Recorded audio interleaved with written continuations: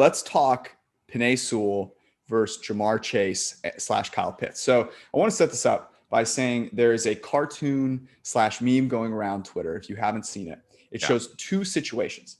One is Joe Burrow dropping back and Penei Sewell blocking right in front of him. These are stick figures. Penei Sewell holding up his block and Joe Burrow throwing a pass to a receiver named Anybody. Okay. And the pass is complete. Below that is the same basic play, except that instead of Penei Sewell, it is Anybody. That Anybody is getting wrecked. And Jamar Chase is standing theoretically wide open, way downfield, but Joe Burrow can't throw the ball to him because he is getting assassinated by a defensive lineman. And this is meant to say, how dare you think about drafting Jamar Chase when really what Joe Burrow needs is someone to hold the line so he can throw to anybody that is playing wide receiver and complete the pass. So I want to kick it to you. You saw that. You see that. You see people getting riled up about picking an offensive lineman over a wide receiver. What are your thoughts? I honestly think it's the current consensus about football. Let me ask you a question. I know you look at the markets. Mm-hmm. Where would you put the over under a number of wide receivers taken in round one? I would put it. So you haven't seen it yet. So you're guessing. I've not seen that one yet. Yep. I would put it at 5.5. I mean, you're closer than I was. So myself and Ben Brown were doing a market implied mock. The first time that I did it was before these markets came out, and I had 7 wide receivers in the first round.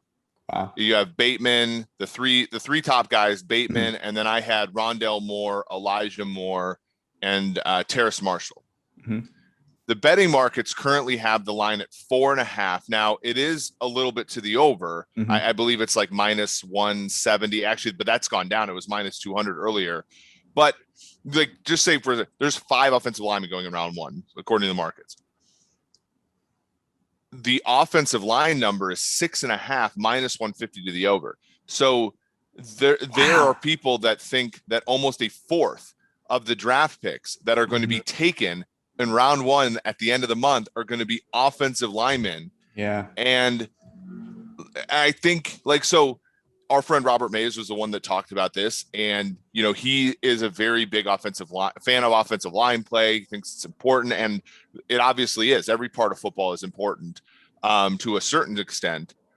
But I think that is the prevailing opinion around the league. And I think it lacks faith in the imagination of play callers. It lacks faith in the ability. Like, I'm of the belief that you can make a lot of linemen average and you can get by with a lot of average linemen.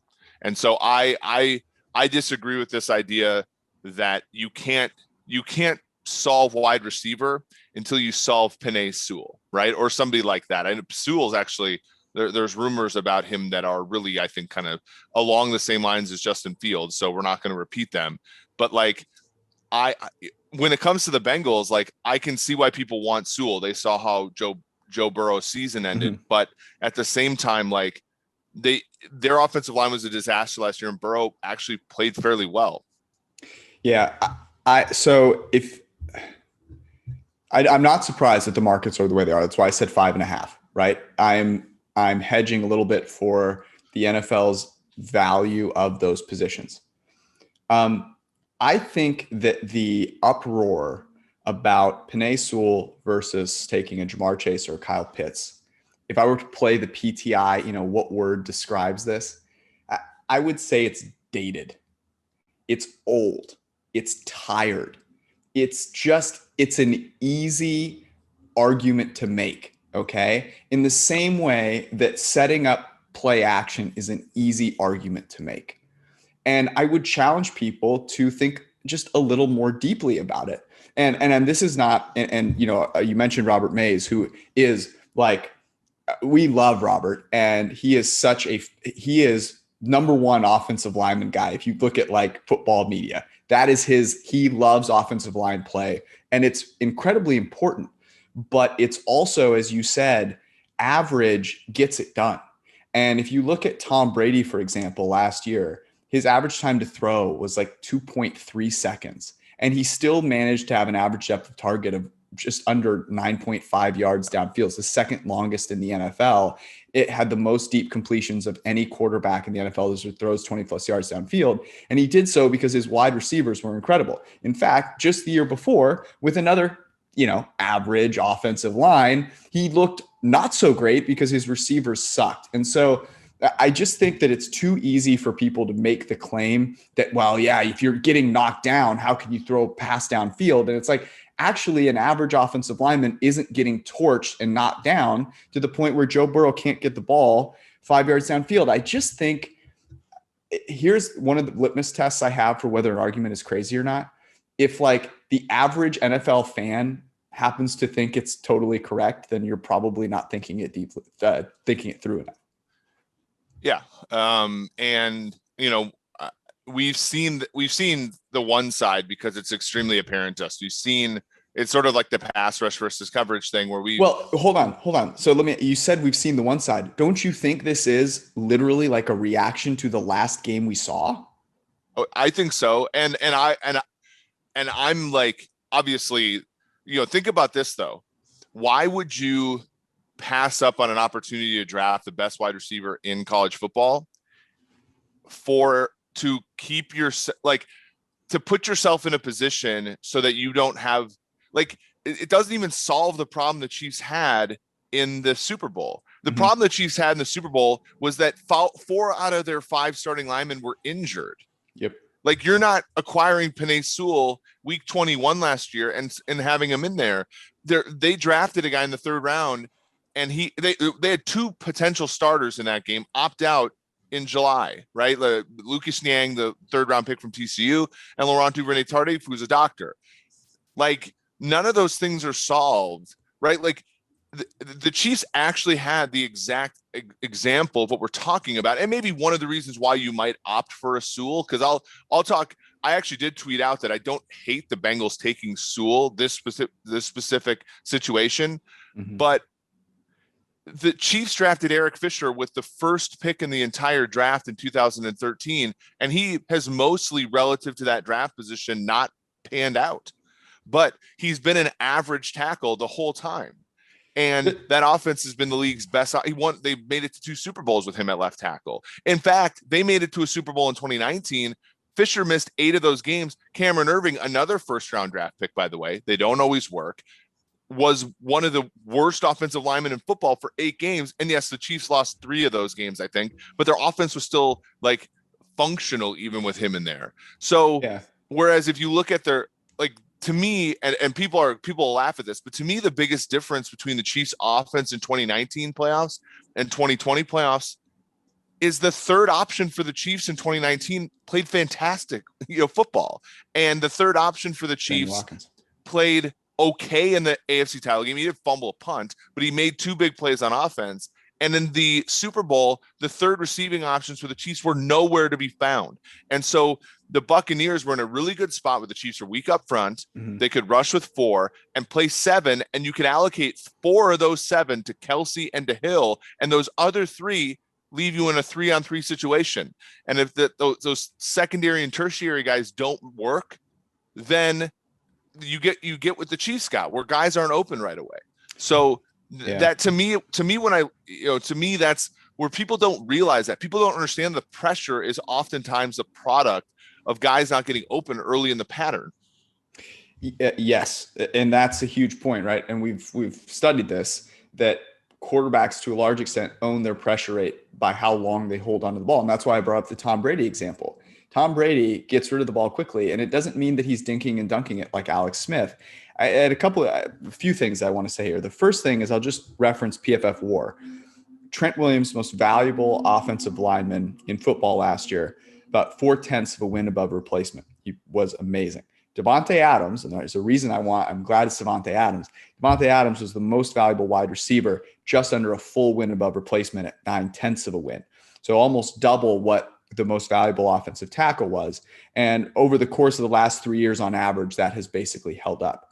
Now, the reason I bring that up is because David Bakhtiari is right behind Trent Williams and basically one of the most valuable offensive linemen over the past 3 years, and he was injured. Davante Adams was playing. Now, you might say, okay, with David Bakhtiari, they have a better chance of winning that game. And now I would say there were a lot of other issues for why they lost that game to the Bucs, but there's no way that they are making it that far without Davante Adams.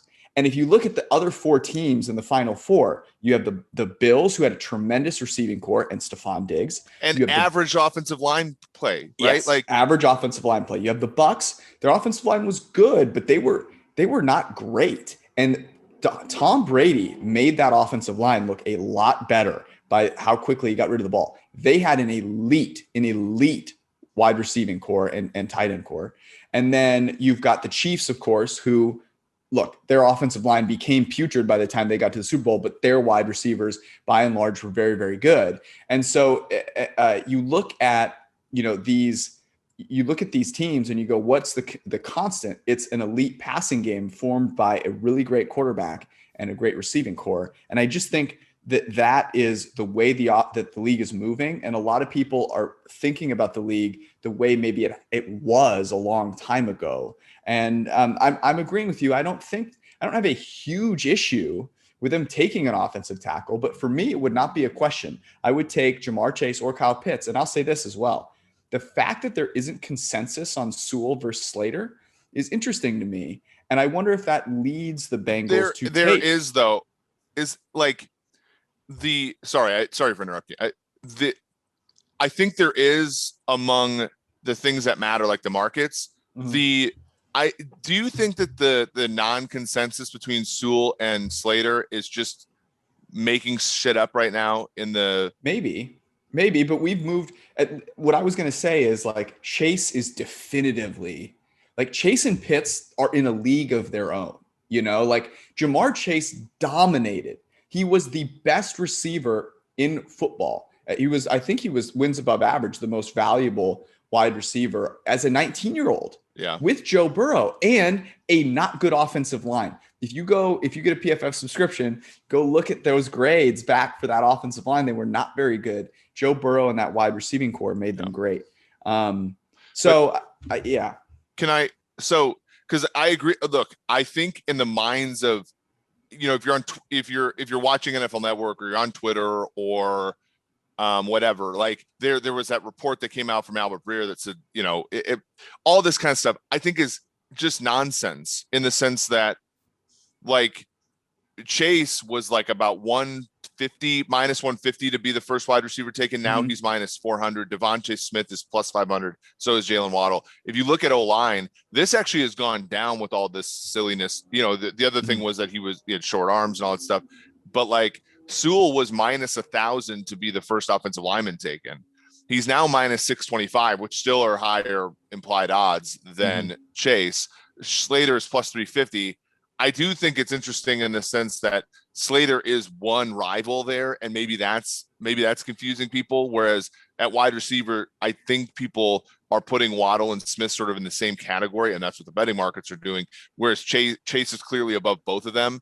But look, I'll say this, and this might sound dumb. I mean, if this thing gets to like minus 400, let's say Sewell's number, I'm betting it. And I know you're laying a huge price, but like, I have a hard time seeing Sewell not be the first lineman taken. But to your point about the Bengals, and I didn't even think, like, the Bengals signed Riley Reef to be a right tackle. Very good deal, by the way. And honestly, a team like the Niners, would you have rather the Niners sign Trent Williams for what he signed for, or Riley Reef for what he signed for? Trent Williams. Okay, so you think Trent's that much better? So it's okay. I think here's the thing. I think Trent is better. And remember when they traded for Trent Williams, I said, well, they're going to go get a rookie quarterback. Okay. Right. Yeah. I mean, and those pairs. It's a 3-year deal, right? So yeah, I have no problem. Well, and those pairs is what our friend Jason Fitzgerald Over the Cap has talked about a lot, where, it was Bosa, rookie deal guy, along with Jimmy G, veteran quarterback. In Cleveland, it was Myles Garrett, big deal, with rookie quarterback Mayfield. So now you go get Trent Williams is a big deal. You're going to get a rookie quarterback for this 1 year. They're going to be paying up if they still have Jimmy G. Okay, here's one. I'll ask.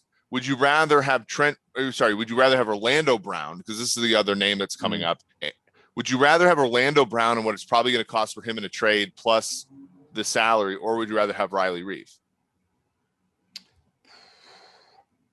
And probably Riley Reef. I just want average offensive lineman. I don't want to, go crazy, And Riley Reef had a really good year last year. Like he gave up like 1 sack, relatively few pressures. Like he actually had a good year. But like that's the thing. And people have been and this kind of makes the Orlando Brown thing interesting too, not to bring this up out of the blue, but like he's going to want at least Garrett Bowles money. So that's 17 million a year. He wants that to play left tackle for a team. You're also probably going to have to trade the equivalent of a second or first round pick for him. Like, to me, the team that the Ravens get to do that is really dumb because like, wouldn't you rather, because Orlando Brown has like 10 games of left tackle experience, and you're paying up all of that for like fake certainty, whereas you have like, you can pick up one of what the market says 7 offensive linemen in the first round.